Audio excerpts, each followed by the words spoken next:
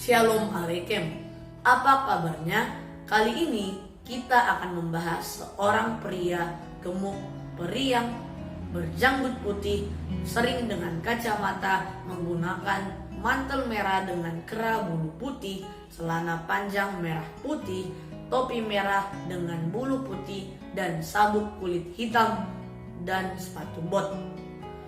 Membawa tas penuh hadiah untuk anak-anak, dan anak-anak sering diberitahu bahwa hadiah itu ditinggalkan oleh seseorang.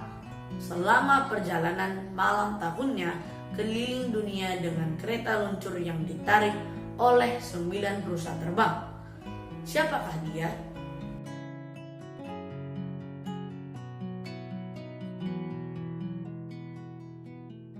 Sebelumnya, kita kembali dulu ke belakang untuk melihat latar belakangnya. Bahwa bila kita cek perjanjian lama sampai ke perjanjian baru, dan dari buku Kejadian sampai dengan buku Wahyu, tidak ada perintah bagi kita untuk merayakan Natal. Bahkan Yesus sendiri tidak pernah merayakan ulang tahunnya, tidak pernah menyuruh kita untuk mengingat dan merayakannya. Murid-muridnya yang 12 itu pun juga tidak. Paulus juga tidak pernah menyuruh kita merayakannya. Malahan, perayaan Natal pertama kali dirayakan di dunia ini pada tahun 331 Masehi. Terlepas dari semua kontroversi Natal itu, yang pasti tidak ada perintah di Alkitab bagi kita untuk merayakan kelahiran Kristus. Itu fix ya. Tidak ada yang bisa membantah itu. Sekarang ini, setiap musim Natal, yakni pada akhir tahun, pohon terang dan Santa Claus lebih terkenal dan populer dari Kristus. Manusia rindu melihat pohon terang, rindu melihat Santa Claus, rindu berfoto dengan Santa Claus, rindu juga berfoto dengan pohon terang, hingga mengalahkan kerinduannya kepada Tuhan kita yakni Kristus. Pasti kalian sangat familiar dengan sosoknya. Tiap tahun kita disuguhi penampilannya di mana-mana, dari mulai TV, surat kabar, dan majalah, pusat pembelanjaan, bahkan di pinggir jalan raya, hingga pintu rumah kita bertemu aksesorisnya. Benar-benar dunia ini telah membuatnya sebagai Artist of the Year, bukan? Atau apakah Anda sudah pernah memakai kostumnya? Sebenarnya kakek tua itu yang pertama, keberadaannya tidak dapat dibuktikan oleh dokumen sejarah apapun. Jadi tidak ada yang pasti diketahui tentang hidupnya, kecuali bahwa dia mungkin adalah uskup di Myra. Yang kedua, ceritanya berasal dari abad ketiga. Saint Nicholas lahir pada tahun 280 Masehi di Patara dekat Myra di Turki yang sekarang. Yang ketiga, figur Sinterklas yang bermula dari uskup Santo Nicholas yang murah hati itu dimix atau dicampur dengan legenda di daerah Eropa dengan segala pernak-pernik kostumnya. Tentu dimix untuk tujuan komersial. Sehingga titik ini jelas kita melihat bahwa Santa Claus ini tidak berakar dari Alkitab. Tidaklah Alkitabiah. Itulah sosok kakek tua gendut yang kita kenal sebagai Santa Claus yang sekarang.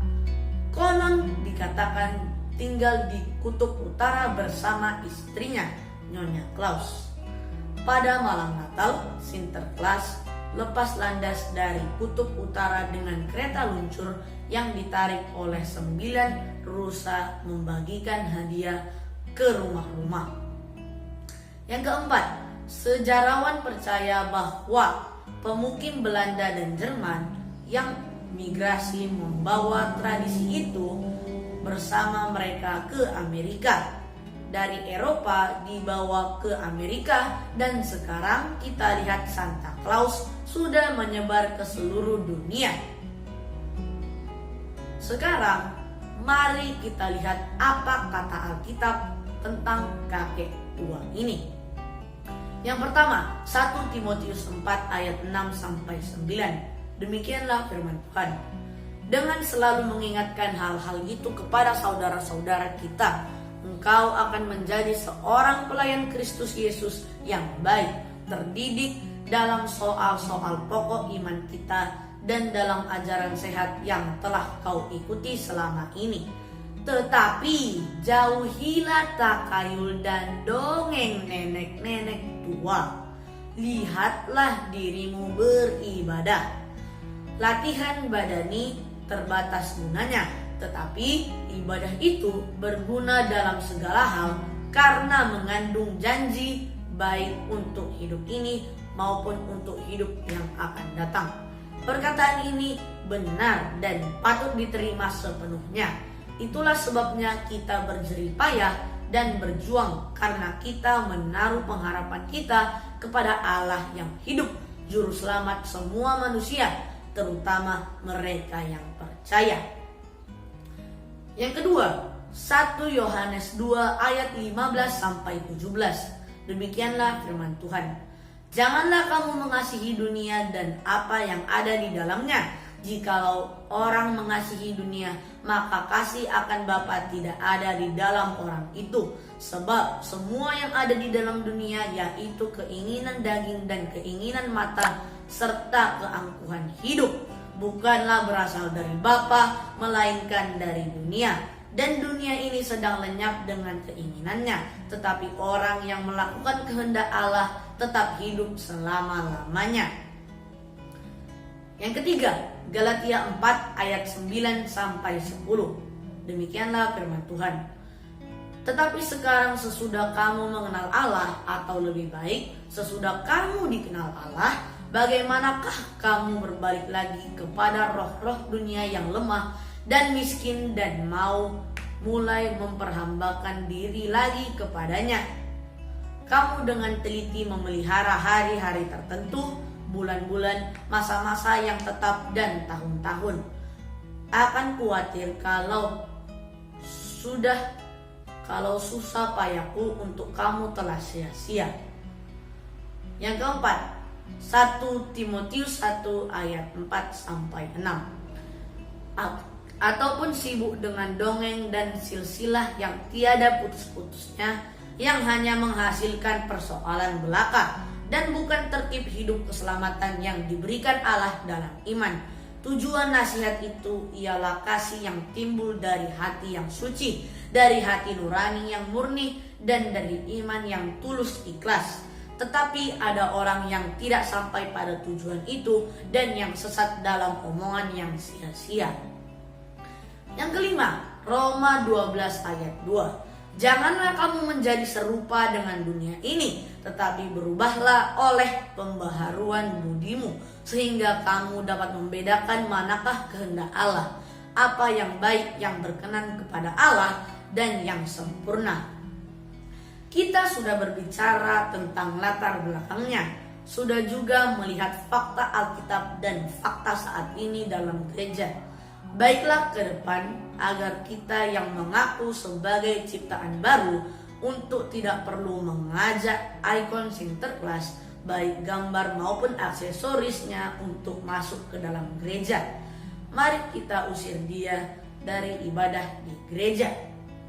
Nah, bagaimana bila uang yang kalian keluarkan untuk Natal, misalnya beli pohon terang, beli kostum Santa Claus, dan juga ornamen-ornamen lainnya, kita sumbangkan saja ke panti asuhan, ke tempat orang-orang buta, dan kantong atau desa-desa orang miskin. Mereka memberi mereka kebutuhan dasar, mendengar keluh kesahnya, dan mendoakan mereka, mengingatkan bahwa dosa mereka sudah ditebus Kristus di atas kayu salib, sehingga mereka yang percaya sudah menjadi ciptaan baru yang akan mewarisi surga.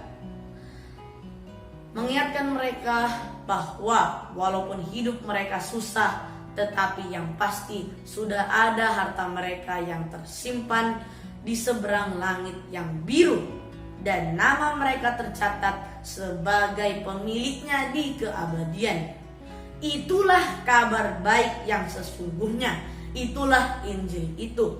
Kristus mati, dikuburkan, dan bangkit pada hari yang ketiga untuk penebusan dosa seluruh umat manusia.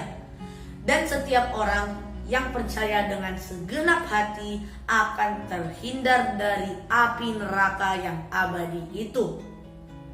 Pertemuan kita kali ini akan saya tutup dengan mengatakan bahwa Santa Claus itu adalah makhluk jadi-jadian yang tidak ada dasar alkitabiahnya dan tidak pantas diberi kesempatan untuk masuk ke dalam gereja dengan alasan apapun.